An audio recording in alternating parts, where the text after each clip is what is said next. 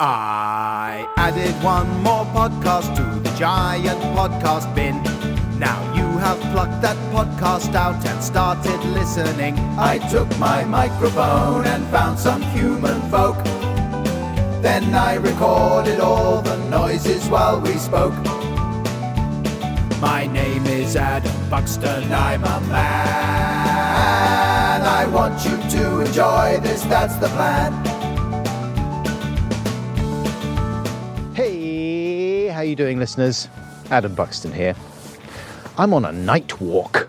Usually I would be walking with Rosie, my best dog friend, during the day, but I left everything too late today. I've been at my computer and I went to see my daughter playing netball, and so the walk slot got pushed back. This is interesting stuff, isn't it? You're welcome. And now it's dark. It's a little bit scary. I've got my head torch on. Rosie's up ahead, and I can only tell that she's there because every now and again I see 2 points of light shining at me from the gloom, and that lets me know that she's okay. Let me just check. Rosie! There she is. Wow, that's quite freaky. They just suddenly illuminate like little mini headlamps in the dark when she turns around. Anyway, welcome to podcast number 63A, which features a conversation with director Paul Thomas Anderson.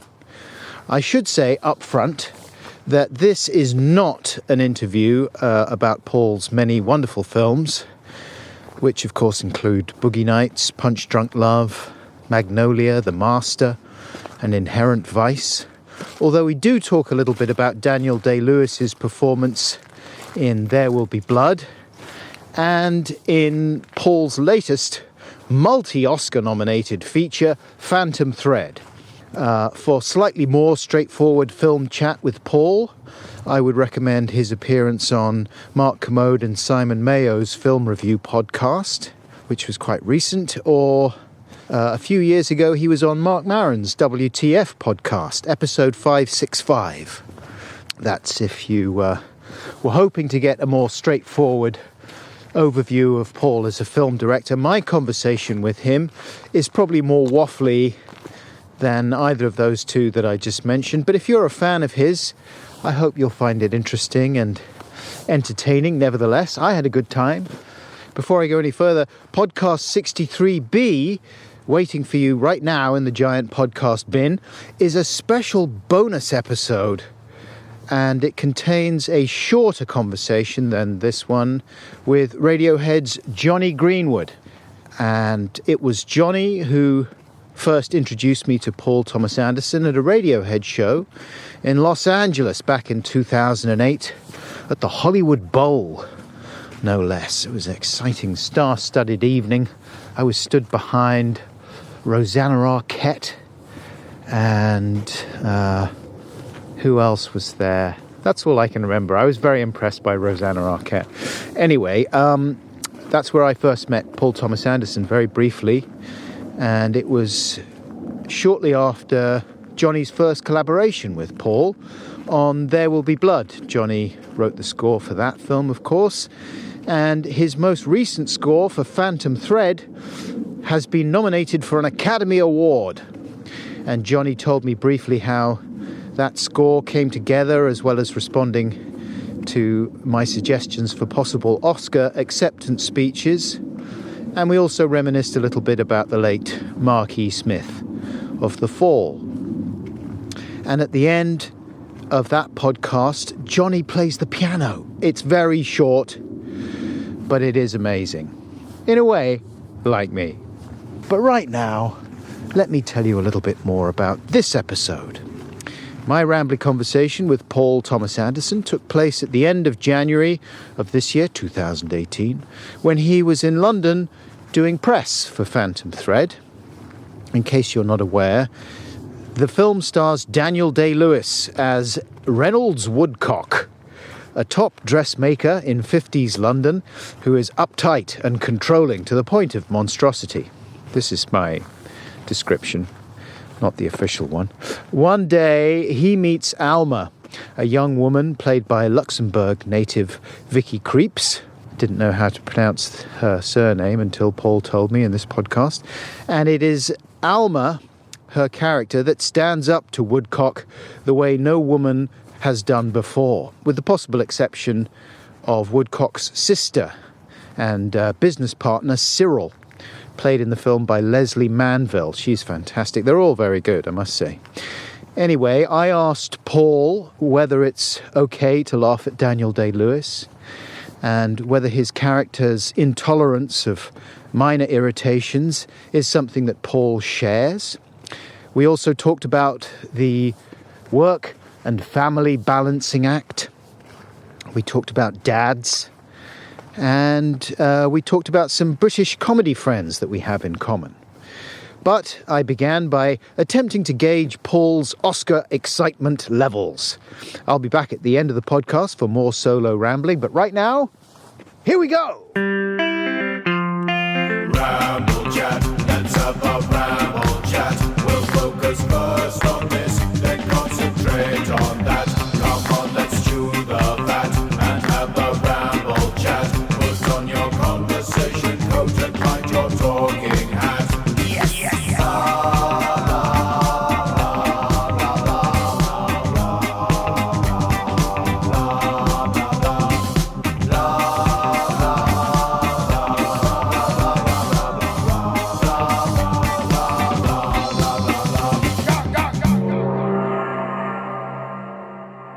Have you been nominated? You've been nominated before, right?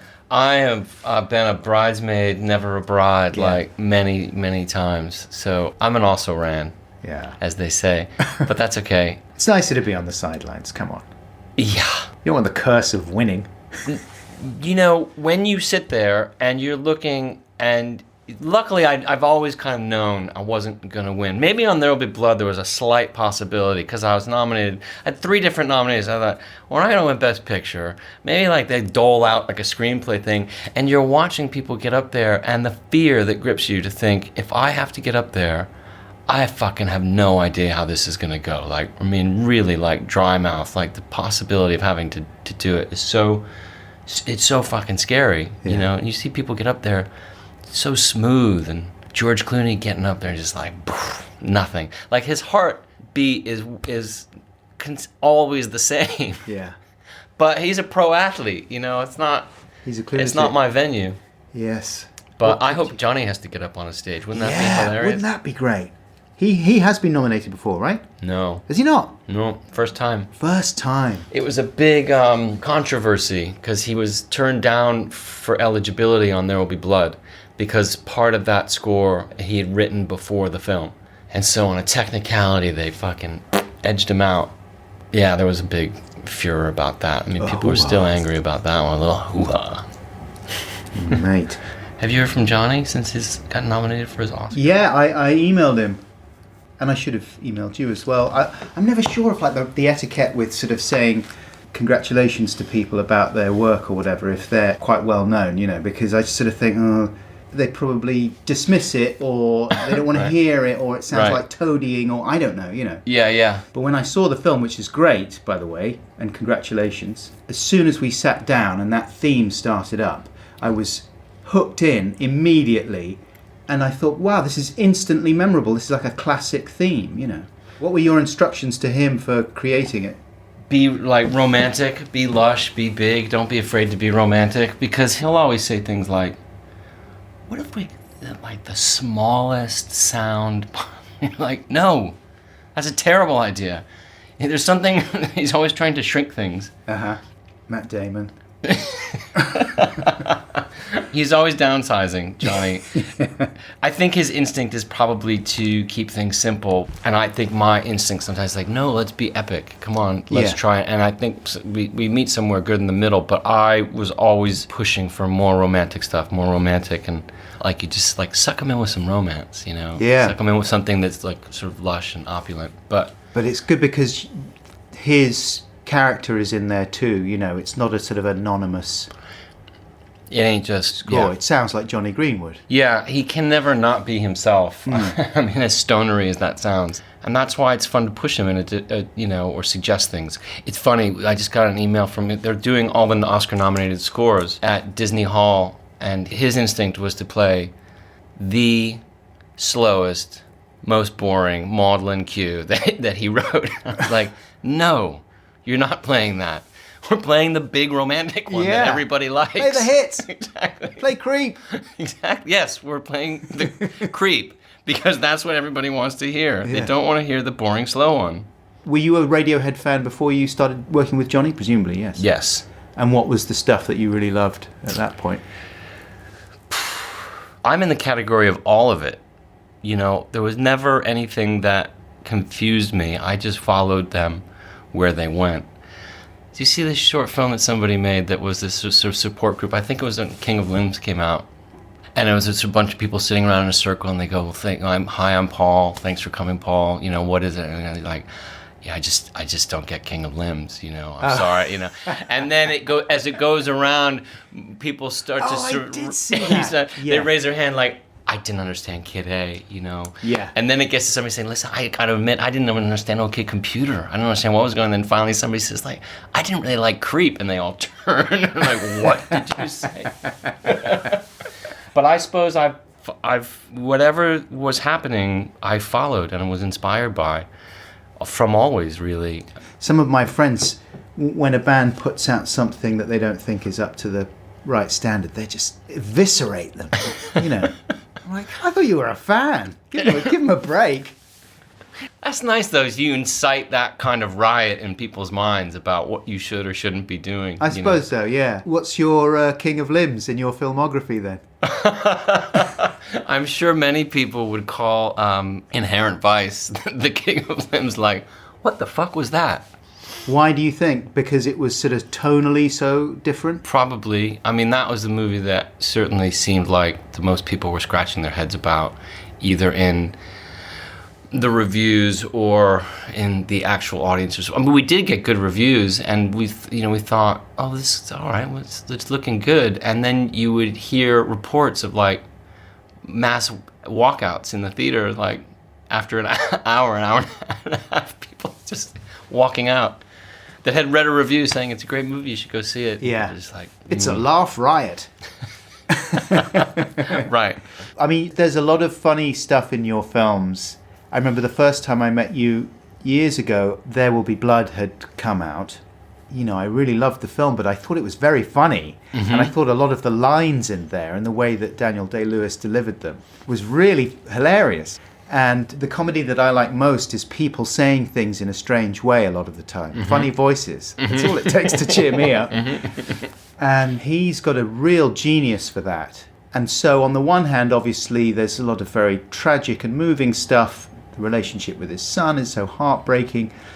But then it culminates in these scenes where he's just bellowing these mad things. The whole milkshake scene, mm-hmm. And he's got this kind of crazy voice, which is on the verge of parody anyway, and it's fun to impersonate. And then he's saying this crazy stuff. I drink your milkshake. I drink it up. And it was so fun to say it and watch it, Uh-huh. You must be aware of that, right? Or is that insulting? I didn't think it was funny at all when we were doing it. Did you really not? No, I did. Of course I did. I mean, I'm probably a good director and a bad director because I'm a good audience and I will start laughing. I remember that day laughing and stifling it, but he can hear me laughing, so it's probably only egging him on to get bigger. Does he not get angry? He doesn't say, I'm in my zone. I need silence. The kind of Daniel Day-Lewis version of Christian Bale freaking out about the guy in his eye line. No, I think one time it happened on this one, and he's so used to my laughing that I started laughing, and he started to laugh a little bit when he was meant to be very serious. He was like, right, out. And I said, I know. And I had to leave the room, so I went into the hallway and let him and Leslie get on with this scene.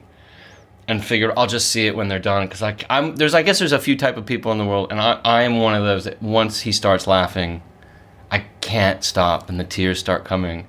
In that bowling alley, that felt absurd and great. But you had like a little bit more Al Pacino in the beginning. When you do I Drink Your Milkshake, it sounds exactly right. But a little bit before was a little bit scent of a woman. Hoo-ha! Okay, yeah. No, that's true. But that's my American ear. I can like, you're wait.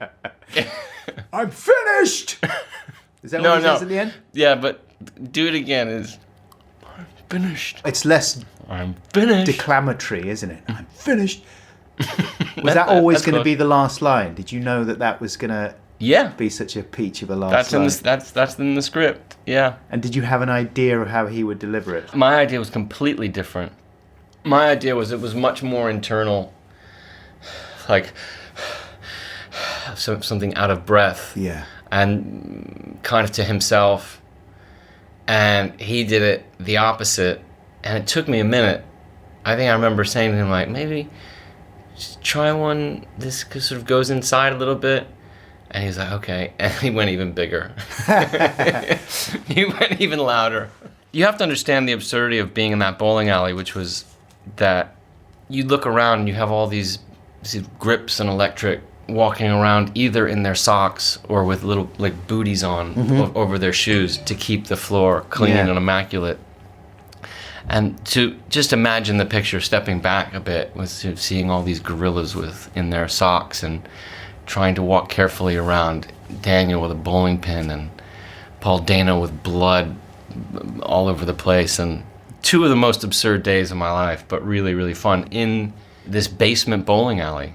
Going back to Daniel's performance and the comedy elements, I mean, I was delighted that there was a lot of that same enjoyment in Phantom Thread, which again it's a serious film overall. It's not a comedy, but there are very funny moments. And again, he does a great voice. He, like Meryl Streep, I think, right, can do these voices which are really on the verge of caricature, and you can still invest in that character as a real person, not just a caricature. Yeah. And so he does another one. It's much softer in Phantom Thread, the character. Who named him Woodcock? He did. Were there other names on the table? Arthur Dapple, but that was when it was a generic character name. Wasn't sure if he was English or not. He was just this guy named Arthur Dapple. And then that was clearly like, right, so we need something else. And he came up with it. Yeah, so that's funny already. That's funny already. And then he's got his sort of soft voice. And then he's, which I can't do a good impression. Come on, you can do it. I'm sure you can do it. There's a scene where he meets Alma, who is the star of the film, really, played by Vicky. How do you pronounce her name? Creeps. She's amazing. And she's working in a little restaurant tea room or something on the British coast, but he orders breakfast from her. Yeah. And it's this mad breakfast that he orders. A Welsh rarebit. Right. With a poached egg on top. Not too runny. Bacon. Scones. Jam. Not strawberry. Tea. Do you have lapsang? Yes. A pot of lapsang. And some sausages. That's right. It's like Mr. Creosote.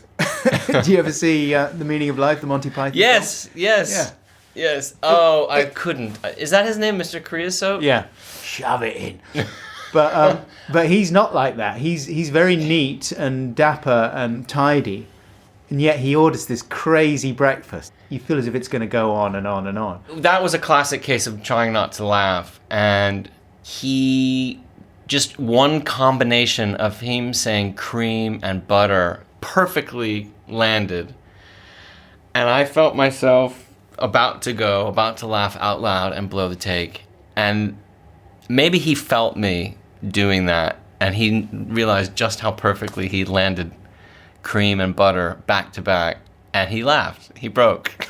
Which is always the best when you get Daniel to break. You're like, yes. I think a lot of that stuff is based on when we're writing There Will Be Blood, we would get together for breakfast. And that is a close approximation of my breakfast order. Like, I would order these monumental breakfasts, and he was always so impressed and would laugh at me. It's just become an absurd joke between us now. It's like these large breakfast orders. Yes. I eat the breakfast of like 10 men. I don't know what it is, and then I don't really eat the rest of the day. I don't eat meat, but in the days when I used to, it would be bacon, sausages. What's his voice like? Can you do his voice in Phantom Thread? Sort of very soft and precise, Yes. isn't it? But it's not that sibilant. Strawberry. Not Strawberry. Strawberry. Not strawberry. And like a brisket of veal served on top of 2 eggs that have been teased very badly, and they're inside a hamburger with a Snickers coming out of the top. But the Snickers needs to be very slightly melted. And there should be an angry girl nearby who steals the Snickers. That sounds good. It's one for the DVD extra. Do you have a blooper reel on there? I could do quite a collection of Daniel's blooper reel. We do have one that's, I think it's on YouTube, of him making himself laugh. Oh, okay. On There'll Be Blood. Oh, I'll seek that out. It's really good. I can't remember what it's called, but it's a deleted scene, an outtake from There'll Be Blood, where he makes it through the whole take without laughing, but as soon as cut is called, you just see him collapse with enjoyment at his own insanity. It's really kind of great. So you said that you were sat down talking, having breakfast with him while you were writing. Is that because you write in collaboration with him in those circumstances? Well, we did this one. On There'll Be Blood, I wrote it and then went to him, and we would just to work on fixing the script up or messing it around. We would get breakfast every morning, and then but this one was like a proper collaboration on the script from the very beginning. Like, I had a basic premise, went to him, told him the basic premise, went away, wrote a few pages, gave him those pages, wrote some more, went back, and there was enough of the story that he really started to come in with ideas. What about this? What about this? What about this? Went to Ireland, sat around his kitchen table, and really kind of, at a certain point, we really needed to finish. It was like, right, let's get all the way to the end. And we did that together. And so he had an appreciation already for that world in a way, doesn't he? Because, he makes shoes, yes? So, yes. So that's like in the fashion universe. Yeah. And that attention to a craft like that. He's good with his hands. Yes, he studied shoemaking. What do you call it? Cobblering. Cobblering. Yes, he was. Cobblerism. He made a great table. He's a carpenter. I think he's getting ready for the Ballad of Jack and Rose film. He makes furniture too, Harrison Ford style. He made a table. He made a damn good table. Did he? He's Daniel Day-Lewis. Yeah. Come on. All right, sorry. Can he fit a tap in our kitchen? Because it's really becoming a problem. And we can't get a plumber who'll do a decent job. He could probably do it. Like, give him 6 months. He'd figure out how to do it really well. He can do anything. Yeah. Yeah, so he has a predilection for that kind of thing, and he can work with his hands. But then I guess making shoes is different than sewing garments. I suppose. So, yeah. But he studied the whole garment creating thing as well, right? Yeah, he went to study with the New York City Ballet. So he would go, he was basically an intern, costume department. Right. He'd go up every day with his bag of lunch, sit there and learn how to do it all. Wow. Yeah, amazing. That's the most enviable part, I think, about someone with a career like that they can really immerse themselves in all these alternate realities, the way that their lives might have gone. Totally. How fun would it be to sort of, that's your job, right, you get to go work with the New York City Ballet for a year, you get to turn up at 9 o'clock, punch out at 5 o'clock. Yeah. Right, let's go again. What don't you fucking understand? Kick your fucking ass! Let's go again! What the fuck is it with you? I want you off the fucking set, you prick! No! You're a nice guy! The fuck are you doing? No! Don't shut me up! No! Da-da-da-da like this. No! Don't shut me up! Da-da-da-da like this. Fuck's sake, man, you're amateur. Seriously, man, you and me, we're fucking done professionally. I like those scenes with Woodcock at the breakfast table when he's in the early stages of his relationship with Alma, and she's buttering her toast, and it's unbearable for him how noisy it is. But whereas I, in that situation, might get irritated but wouldn't say anything because I would think it was just indefensible. he actually says, it's like a group of stampeding horses or something that she's buttering her toast. But where does that fascination come from? Is that something that irritates you about other people, or something you see in yourself, or what? Buttering toast like that? Just or being just annoyed by those things. Being uptight about that stuff. I have some of that. Not to the extreme that he does, for sure, but I guess I have the basic ones that everybody has, like chewing gum loud, that kind of thing, which I'm guilty of doing. What about if you're on a train and someone makes a loud phone call? That's punishable. Yeah. Right. Why haven't people got that memo? Fucking fine. I mean, and what's even worse now is FaceTiming. Public FaceTime. I haven't seen too much of that. Oh, I have. I've been guilty of doing it. Yeah, somebody in a restaurant. Do you moderate your tone at least, though? I can't really talk. I'm in a restaurant right now. Yeah. Or are you a loud talker? I think that I'm an accidental loud talker on the telephone. I think that I'm talking quietly. Yeah. But judging by my wife's reaction, it's like, you're really loud right now. Yeah, okay. My volume goes way up when I get on the phone. Does yours? No. It goes down? Yeah, because I'm just a little wormy man. I just want to...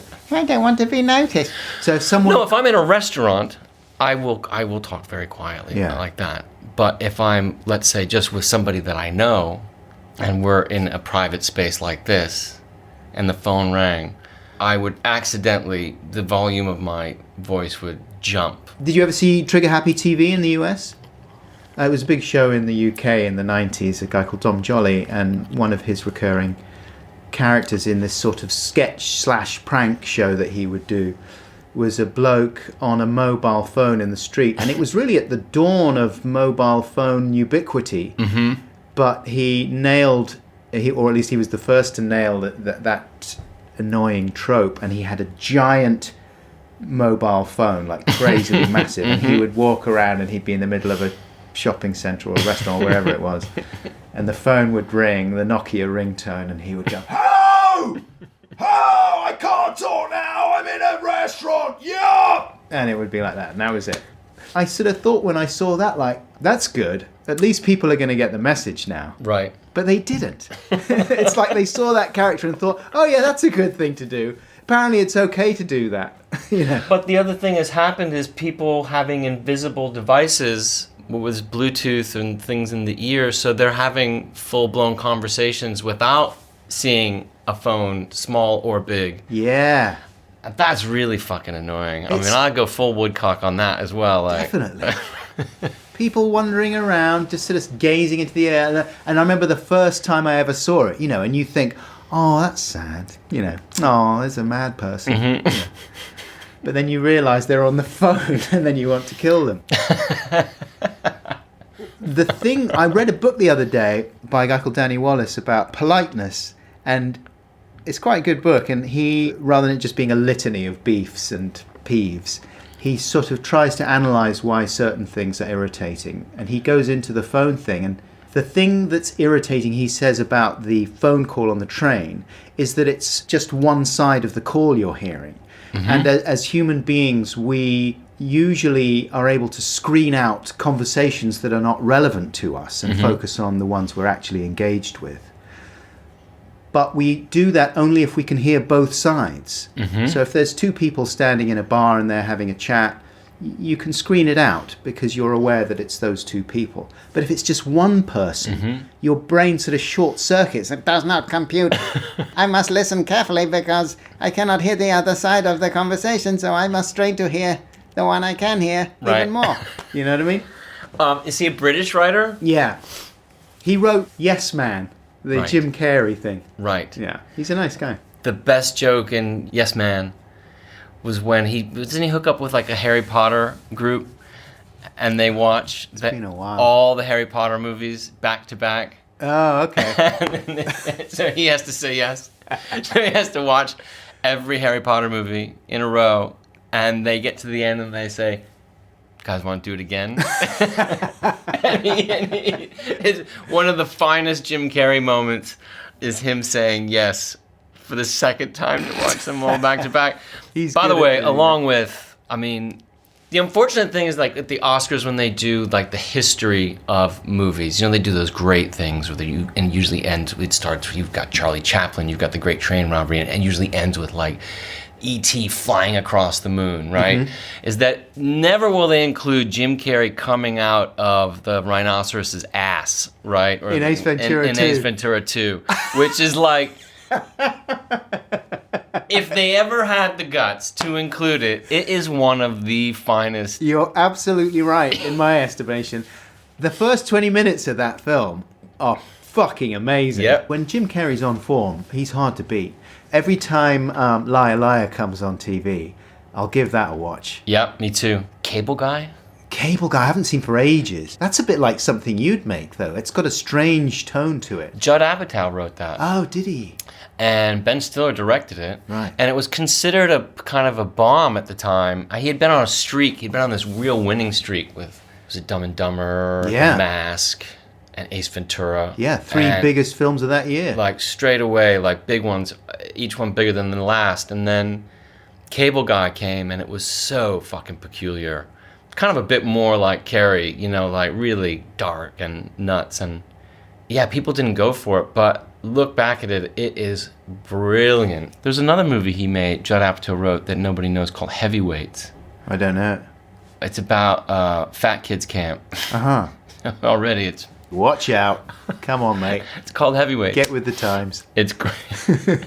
Presumably a lot of those Farrelly Brothers movies, which were un-PC at the time, are now completely... Right. I don't know. I haven't watched Can you them. imagine them trying to go... Me, Myself, and Irene? Yeah. That's a fantastic movie. Yeah, it's got some very funny stuff in it as well, doesn't it? Yeah. But that was their MO, wasn't it? To be insensitive, at least superficially, about some of those issues. Yeah. It'd be funny to see them applying their talents to #MeToo and all those sorts of things. Yeah, the Farley brothers, here they come. Yeah. I mean, I guess two straight white blokes probably wouldn't be best positioned to tackle some of that material.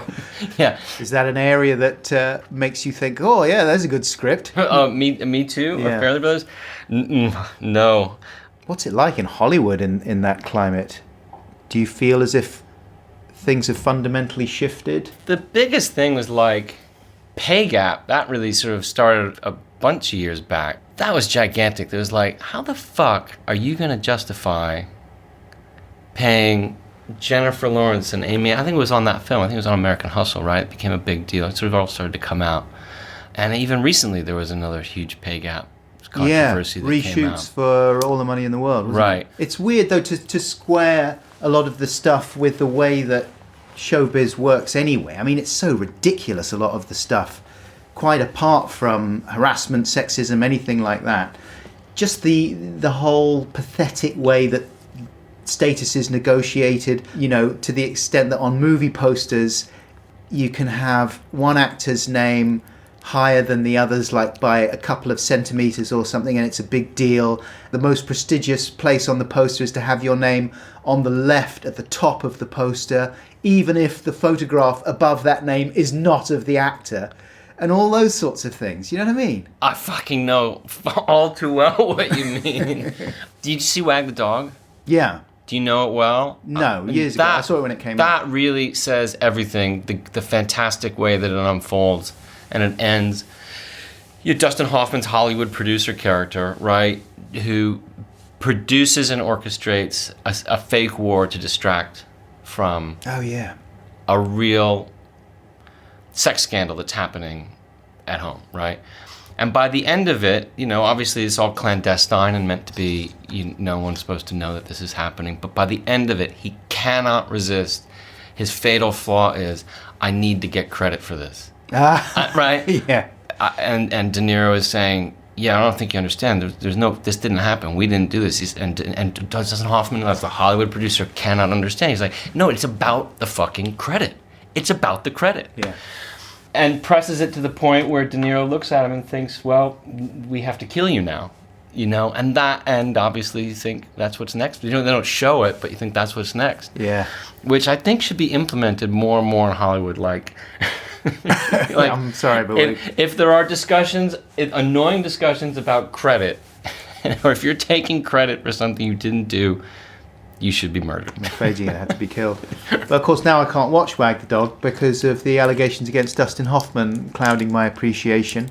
What's your position on favourite films from the past that are now tainted with the bad behaviour of some of their lead actors? Can you still appreciate them, or do you find it hard to separate those two things? Because of that, and that obviously that's now a big political choice for a lot of people, is should you boycott certain films that may have been made 99% by totally blameless people and crew, but feature one performer who's supposedly done something awful? Are you supposed to stay away from those films? I mean, I was brought up to believe that there was a difference between the art and the artist. Yeah. But now it's like people are saying, no. It's as simple as saying, if you're going to go and see that film, you are tacitly endorsing the bad behaviour of that artist and ignoring the experience of their victims. You know, I'm going to lay that on you, Paul. It's getting heavy. I mean... And then we're going to talk about farts. Look, I suppose that I have a hard time wrestling with Ilya Kazan's actions, you know? I'm talking about back then and naming names. Naming you know, names. This for is McCarthy, somebody who named names. I mean, the most, you know, the most unforgivable sin. You name names, man. Golly. But, good director. Fuck, I don't know. I mean, I like his films. If a similar situation was to happen now, would you have a different policy? I don't know. Things are clouded, you know. Things get clouded. It's hard not to. But yeah, time passes, and then look. If we start looking behind the covers on every dark, dirty secret that anybody who's ever made a movie's done, I don't know. We're gonna get down to like how many movies we're gonna be able to watch. But Paul Blart Mall Cop 3. They were all nice on that, apparently.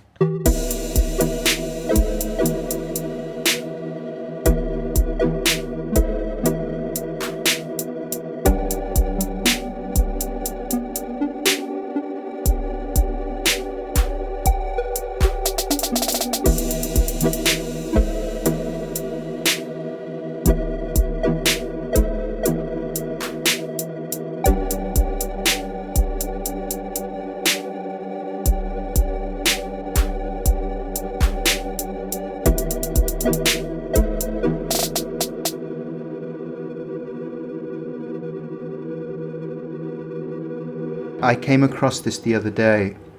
Ernest Hemingway, the writer, who left a fairly considerable trail of destruction with some of his relationships. yeah, Not least his 3 children he had. One of them, Gregory, the youngest, had a very troubled life. And, I mean, there's a whole other story about his struggles to settle upon the right gender. He, from an early point, would dress up in women's clothes. And some people say that Hemingway, his father, gave him a hard time because he was such a macho man. And he's like, what are you doing dressing up as a woman? But actually, it seems that Hemingway was also having those same sort of impulses and same thoughts. is that right? Yeah.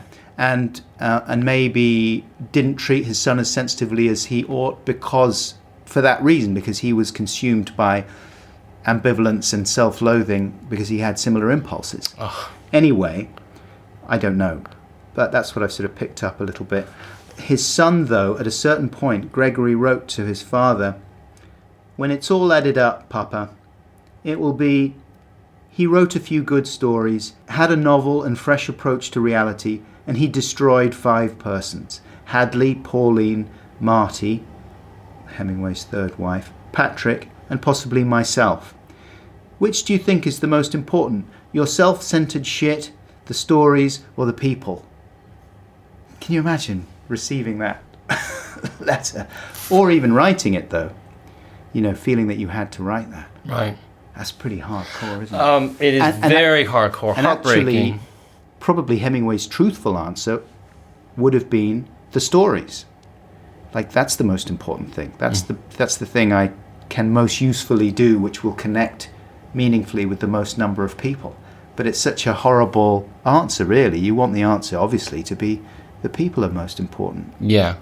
But it's weird. It's like you wouldn't want a world without certain, whether you like Hemingway's books or not, you know.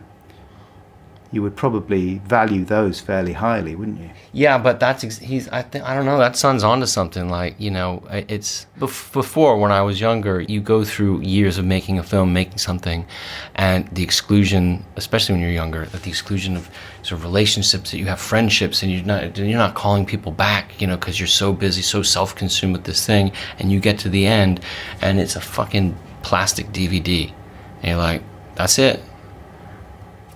Right? And I remember realizing that, like, hang on a minute, let me just look back at this year and the relationships that I haven't maintained or I haven't kept up.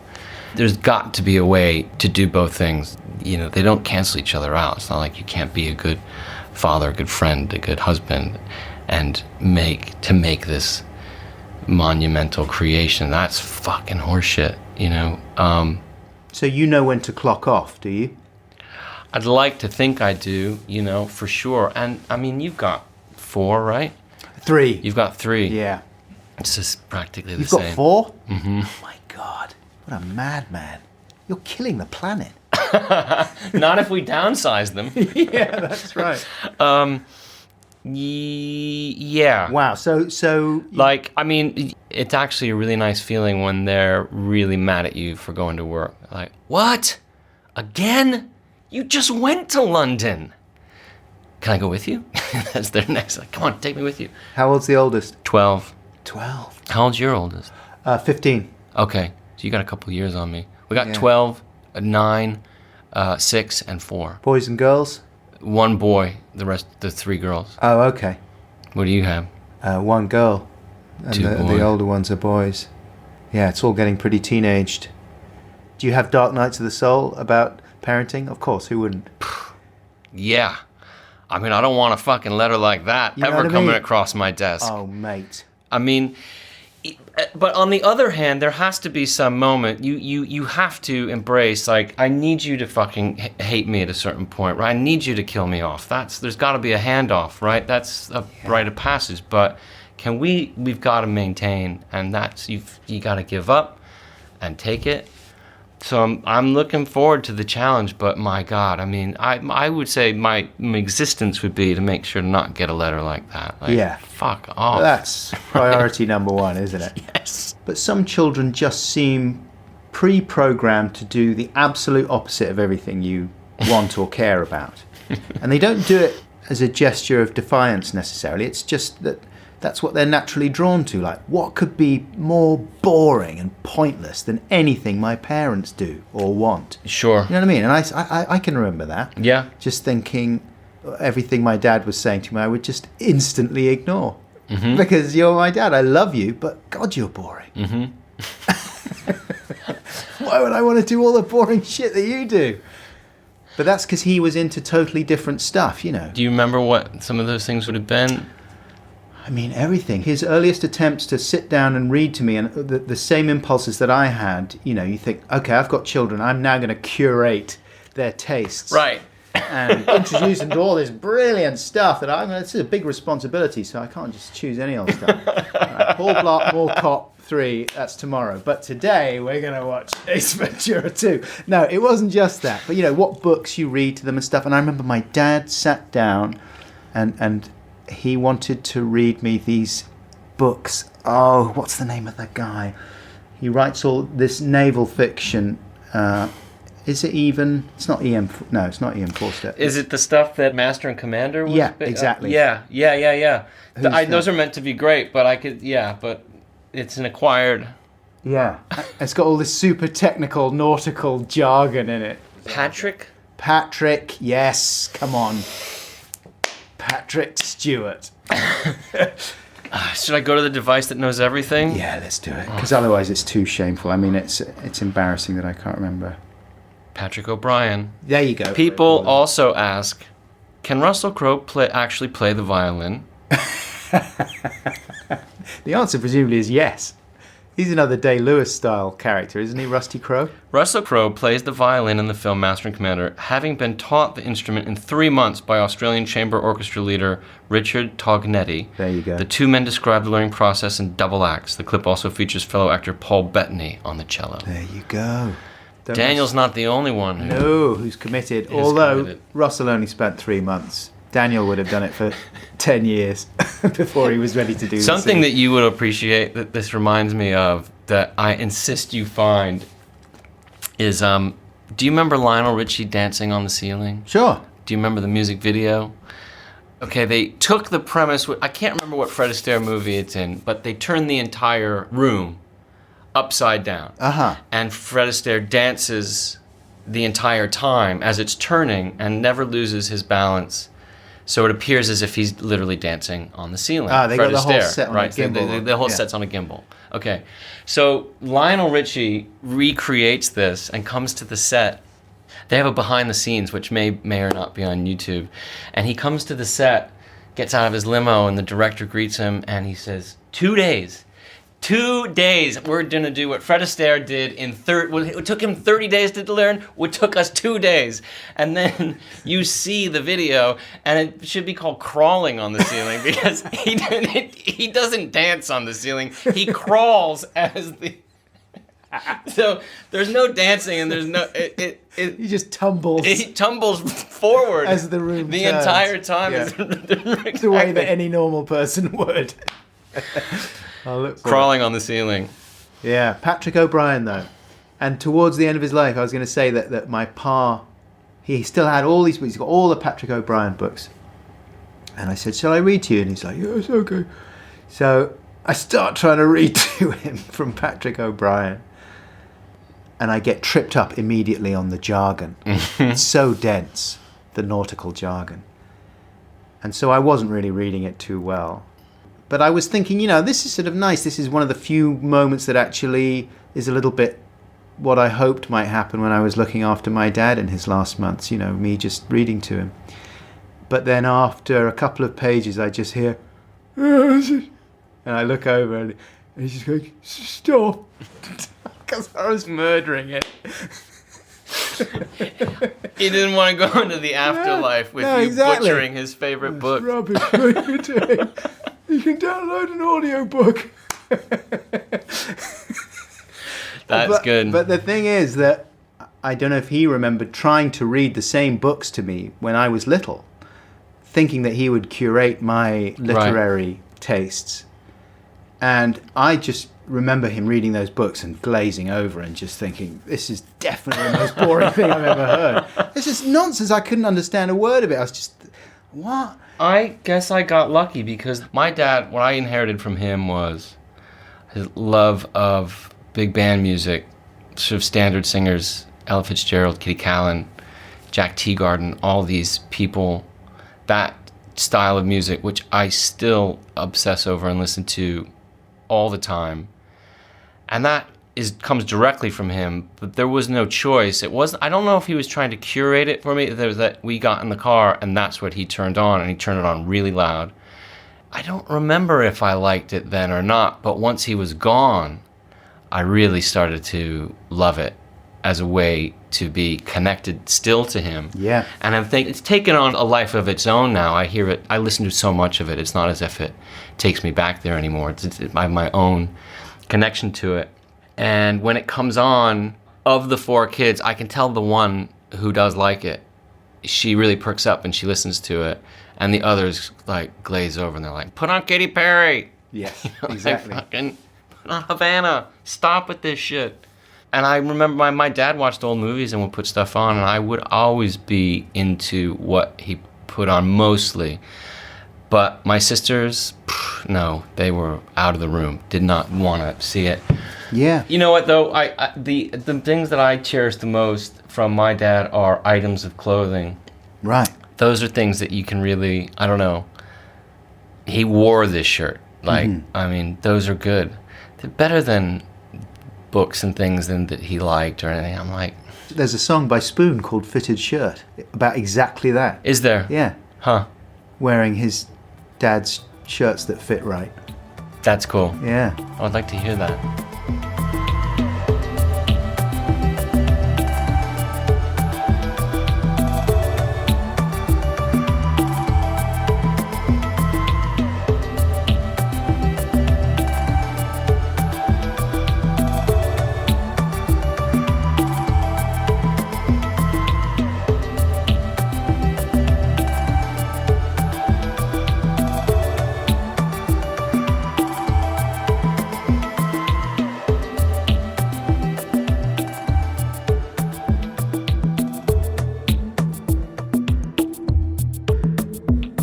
help me? We have a mutual friend who worked on Phantom Thread, Julia Davis. And she was very excited to get that part, I know, and we as her friends were like trying to get bits of information out of her, but she was very politic. She did say, though, because she has a scene, a dinner party scene, and she said, "Oh, I think I'm going to be cut out anyway." But no, she's not. She's in there pretty well. Yeah. I showed her a cut of the movie, and she's like, "You should just cut me out." Which is basically like her way of saying, like, put more shit in. Yeah. So I put more stuff in. How did you come across her stuff? Jam, YouTube, what was the thing she did with... Human Remains. Human Remains. Yeah. Human Remains was my first real entrance into Julia Davis land. How did you get into all that British stuff like Jam and Day to Day and all that? Probably Johnny, I think. Ah, right, Johnny Greenwood. Yeah. Right. Anyway, back to Julia. That's a funny household, too, Julian. I mean, have you Amazing. seen Flowers? Yeah. Flowers That's good. is fucking great. Did you like the Boosh, though, or is that too mad for you? No, not at all. I loved it. Loved Yeah. it. I loved it. I haven't seen all of them. I mean, there's a lot of them. Yeah. No, all that stuff is brilliant. He's a really good actor, Julian. Amazing. Yeah. They're making another Flowers, which I'm really excited about. But I'm like, what? Okay, let's see what happens, because I really thought that was such a fully formed, perfect thing. But so I'm excited for the next one. But I don't know. It's always nerve-wracking when somebody does something again. You're like, God, it's got to be as good as the first. Olivia Colman. Yeah. Fucking can't She's go always wrong. good. God, She's Jesus. annoying. I know.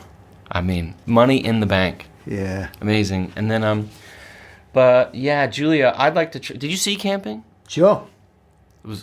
That was fucking mad. I mean, that went places nobody else dares to go.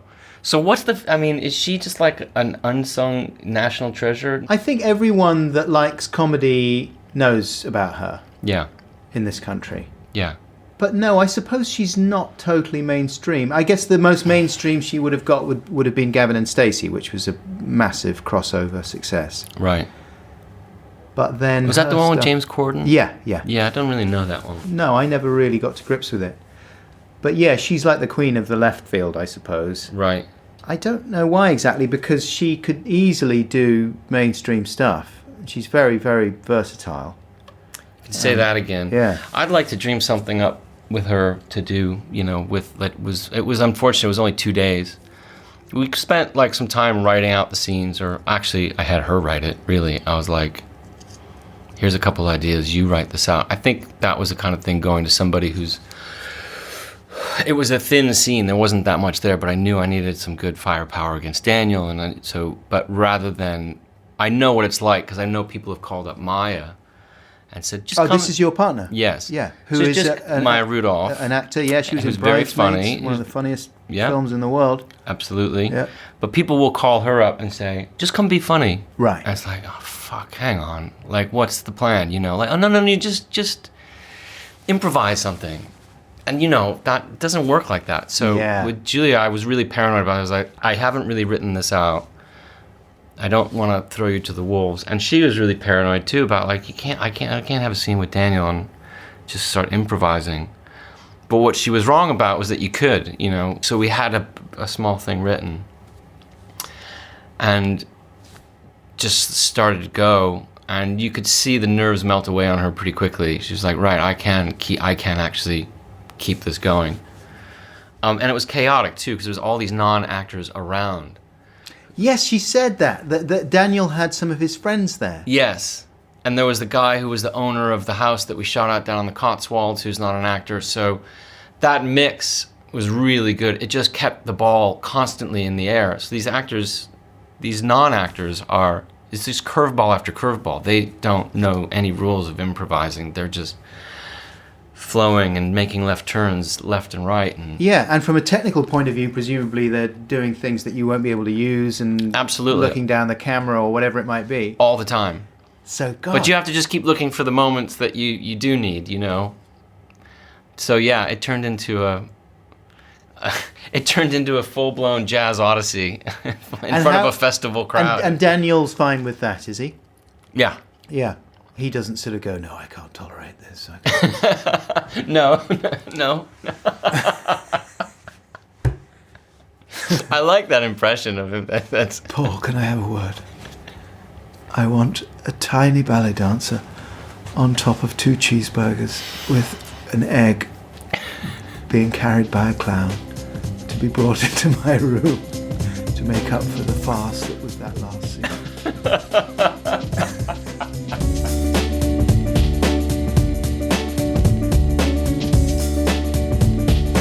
Wait. Continue. Milkshake!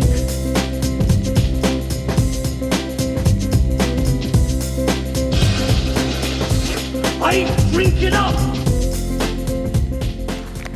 Rosie!